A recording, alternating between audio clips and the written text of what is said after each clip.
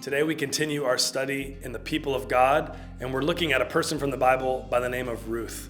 She comes early on in the story of God, just the 8th book in the Bible. And during this time, the book of Ruth follows the book of Judges. And the book of Judges is telling us about a time in the Israelites' history where they weren't ruled by kings, but they were ruled by these judges. And it was a very volatile time of people who were, some who were following God and many who were not following God, and the people of God and the Israelites were really struggling. There was a famine in the land. And so this family with a mother named Naomi, who had a husband and had 2 sons, they were struggling to find food. And so they left the nation of Israel and they went to a different nation, neighboring nation by the name of Moab. While they were there, Naomi's 2 sons met 2 women. They were married to these Moabite women. One of them was named Ruth, and the book is called Ruth that we're talking about. This is the person of God that we're talking about today. And if you'll pick it up with me, you'll see in verse 8 of chapter 1, we'll pick up this story right after the death of Ruth's father-in-law. So Naomi's husband has died, as well as the 2 sons have died. So now there are no men left in the family. It's only Naomi and her 2 daughter-in-laws. And so let's pick up the story right here in chapter 1, verse 8. Then Naomi said to her 2 daughter-in-laws, "Go back, each of you, to your mother's home. May the Lord show you kindness as you have shown kindness to your dead husbands and to me. May the Lord grant that each of you will find rest in the home of another husband." Then she kissed them goodbye, and they wept aloud. They said to her, "We will go back with you to your people." But Naomi said, "Return home, my daughters. Why would you come with me? Am I going to have any more sons who could become your husbands? Return home, my daughters. I am too old to have another husband. Even if I thought there was still hope for me, even if I had a husband tonight and gave birth to sons, would you wait until they grew up? Would you remain unmarried for them? No, my daughters. It is more bitter for me than for you, because the Lord's hand is turned against me."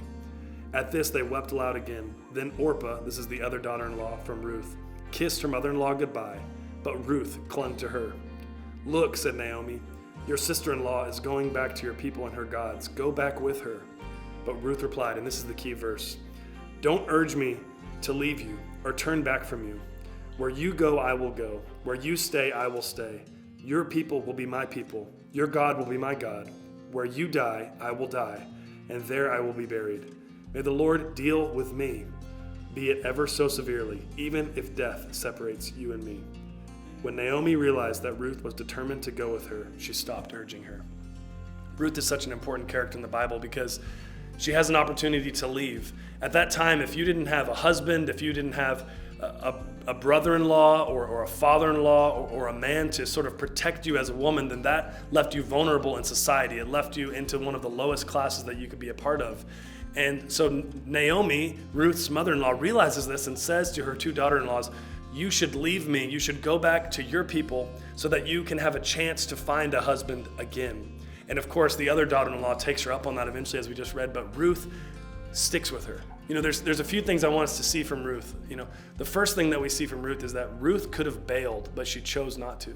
She could have bailed on what God had called her to do, but she chose to follow what God was leading her to do. There was an opportunity for faithfulness or an opportunity to just trust herself. And one of the things that happens in this time for the book of Judges, every single time one of these judges rises and falls and they struggle and they end up gaining power in faith and losing power in sinfulness, it always says that at the end of the book, it says that in those days all of the Israelites had no king and everyone did as they saw fit. That's how the book of Judges ended, and that's how each one of those judges is described. They always did what they saw was best, what they saw was fit for them. And Ruth had an opportunity to bail and to do what everyone in the nation of Israel was doing at that time. Selfish thinking. I'm going to do what's best for me. But instead, she trusted God. And she said, you know what? I'm not just going to do what I think is best for me, or even what Naomi, my mother-in-law, is telling me to do. She said, I'm going to do what God has called me to do. And I see life. I see value in following this God and being faithful and true to his name. Even though I don't understand it, I see that.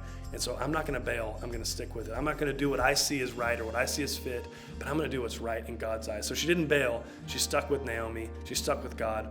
The second thing is that she could have had a bad attitude about this. She really had every right. She had been dealt a bad hand. And for many of us in life, we're dealt a bad hand.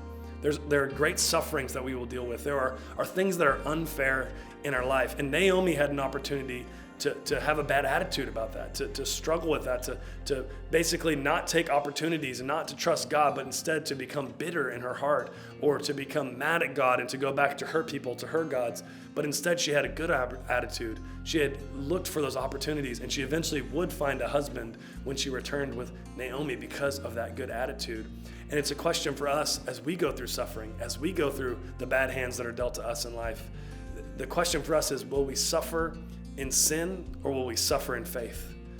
All Christians are called, will experience suffering. Jesus said, in this life you will have troubles. In this life you will have suffering. He was saying that to his own people. He says that to you and me. The question is, will you suffer in sin or will you suffer in faith? And Ruth is an incredible example of someone who suffered, but suffered while she was full of faith and trusting God. And that leads us to the third and final thing that I love about Ruth's life. Ruth trusted God in the unknowns. She had no idea why she should go with Naomi. She had no idea why she should stay with God, but she knew it was the right thing to do. She didn't know how it would work out in the long run. In fact, Naomi is doing everything she can, telling her every reason why she should not go with her, why she should go back to her gods, why she should go back to her land. But Ruth had this great faith, a great enough faith to be able to say that no matter what's going on, no matter what I don't know, the unknowns, the number of unknowns, the depth of the unknowns, it doesn't matter. What I know is that this God is real and that I'm supposed to go into this place. And I love this about Naomi because it ends up working out in this, I love this about Ruth because it ends up working out in such a beautiful way where she finds a husband in the end. And that's what happens in chapters 2 and chapters 3. And her faithfulness is actually what drew her husband to her.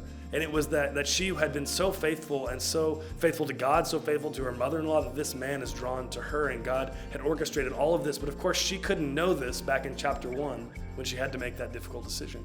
She had to just trust that this is what God was leading her to do. She has no idea that by the end of the book of Ruth, that she's going to have a son, and eventually her great-grandson will be King David.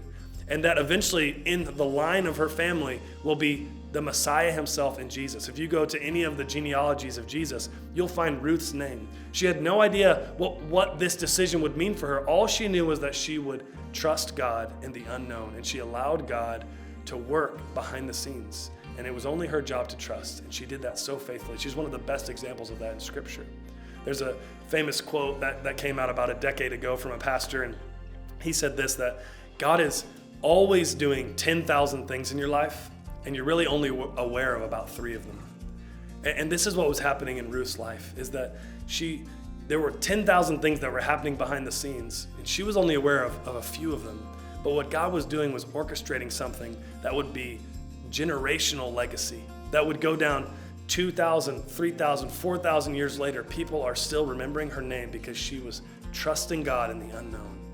What about you and me? It's so easy to look at those things right in front of us, to say, well, this is what makes sense. Naomi's saying I should do this, so I should just listen to that person and I should go down this path in my life. It's so easy because it makes sense. It's the thing that I should do. But you always have many times those nudges in your heart, those nudges in your life that are from God, that are calling you to say, hey, stay in this place, or go to this place, or be in this place of ministry. And it may not make sense, but just trust me. There's something that I'm working behind the scenes. And that's a challenge for you and me, to just trust God and to say, like Ruth did, Lord, I don't understand, but Lord, where you go, I'll go. Lord, your people will be my people. Your calling will be my calling, even when I don't understand, even when I can't see it. That will be what drives me. That will be what matters, is that I trust you in all these unknown things. I love Ruth because she's taught us great lessons that we can trust God even when it doesn't make sense.